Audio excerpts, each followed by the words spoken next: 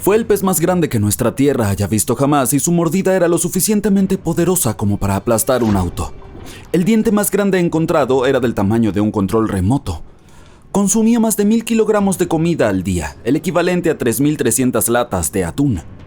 Los fósiles de megalodón más antiguos datan de hace unos 20 millones de años, pero no verás su esqueleto, y eso se debe a que no tenían huesos. Un esqueleto hecho de huesos proporciona a la mayoría de los animales su forma y su resistencia corporal.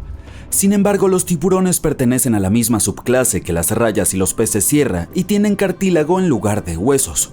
El cartílago es un tejido que es más suave y flexible que los huesos, pero aún así es lo suficientemente resistente para darle forma al cuerpo y proteger los órganos internos.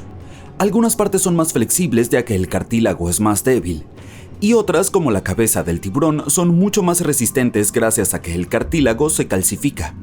El hocico, sin embargo, está hecho de un cartílago suave y flexible que funciona como una defensa en caso de colisión.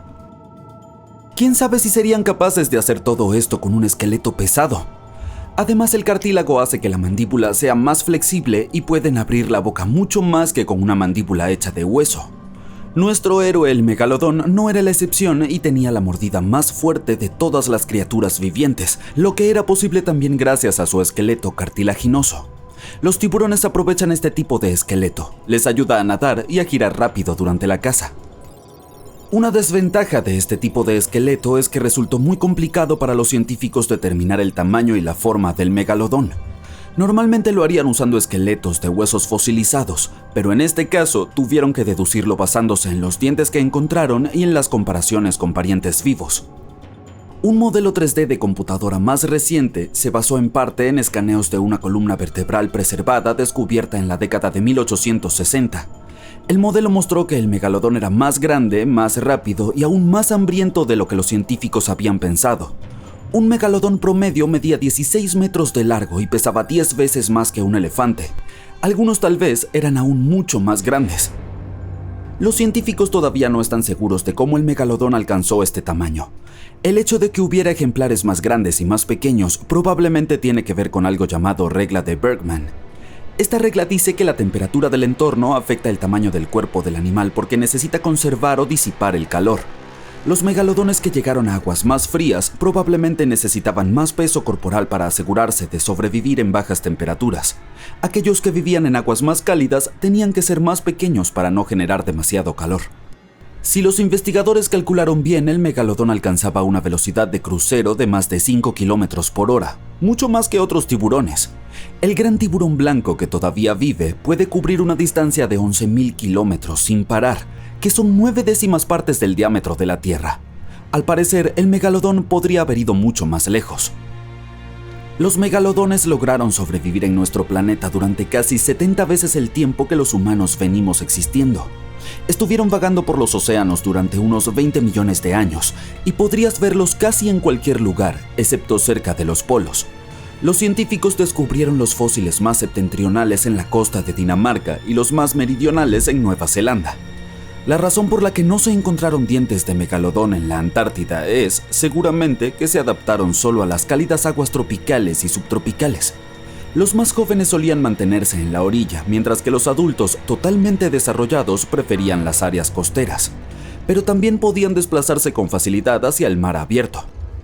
Cuando nuestro planeta pasó por un periodo de enfriamiento y sequía global y los mares comenzaron a congelarse hacia alrededor de 3,6 millones de años, había cada vez menos espacio para que el megalodón prosperara. Muchas de sus presas, como ballenas pequeñas, focas y tortugas marinas, desaparecieron o se trasladaron a aguas que eran demasiado frías para nuestro héroe. Y al mismo tiempo el número de competidores naturales, como el gran tiburón blanco y las ballenas, aumentó. Esta dinámica cambiante de la cadena alimentaria podría haber sido más peligrosa para el megalodón que el frío del agua del océano. Estamos acostumbrados a verlos en la pantalla grande como monstruos despiadados, pero estos enormes tiburones eran en realidad padres de familia amorosos y atentos. Los científicos descubrieron varias zonas de cría de megalodones en Florida, Maryland, Panamá y frente a la costa de España. Al parecer daban a luz a sus crías en entornos de aguas poco profundas. Luego, los pequeños se quedaban allí bajo el cuidado de los adultos que los protegían hasta que estuvieran listos para enfrentarse a los depredadores. El poderoso megalodón tenía 276 dientes repartidos en 5 filas en su boca. Al igual que otros tiburones, era rápido para reemplazar sus dientes desgastados o perdidos. Con 4 o 5 filas de dientes, su boca actuaba como una cinta transportadora capaz de hacer crecer los dientes dañados o faltantes. Esto significa que un megalodón adulto probablemente habría cambiado varios miles de dientes a lo largo de su vida. Aunque el gran tiburón blanco a menudo se menciona como el pariente más cercano del megalodón, apenas son primos lejanos.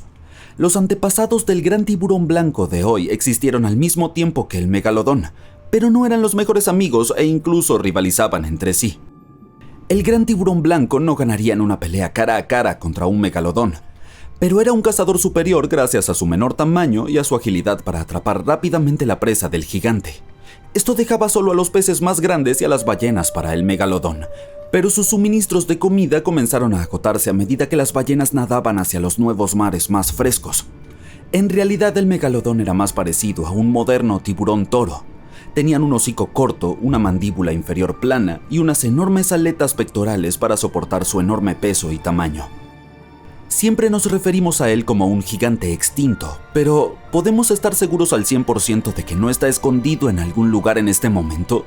Después de todo, solo hemos explorado el 5% de nuestros océanos. La fosa de las Marianas es la trinchera oceánica más profunda del planeta. Podría sumergir todo el monte Everest en su parte más profunda y todavía tendrías 1,5 kilómetros de agua por encima.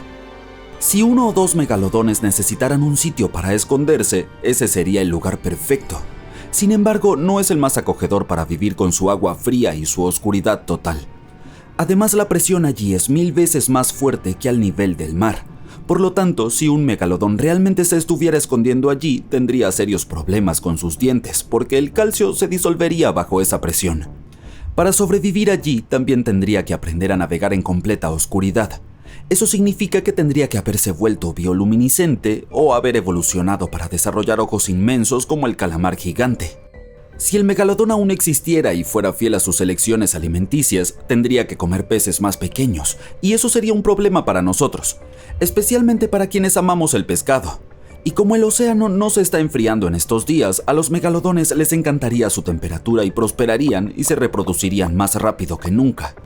Estos gigantes crearían problemas difíciles para los barcos de carga y los cruceros. En caso de que ahora te sientas asustado ante la idea de encontrarte con un megalodón, relájate. La mayoría de los científicos no creen que sea posible debido a su enorme tamaño. La mayoría de los alimentos que les gustaba comer viven en regiones poco profundas y no en el mar abierto. El megalodón tendría que subir a cenar de vez en cuando y es un poco difícil pasar por alto a una criatura tan grande. Los megalodones y los dinosaurios son enormes criaturas prehistóricas para nosotros, pero en realidad nunca coexistieron. Los dinosaurios se extinguieron hace unos 66 millones de años y los megalodones aparecieron un poco más tarde.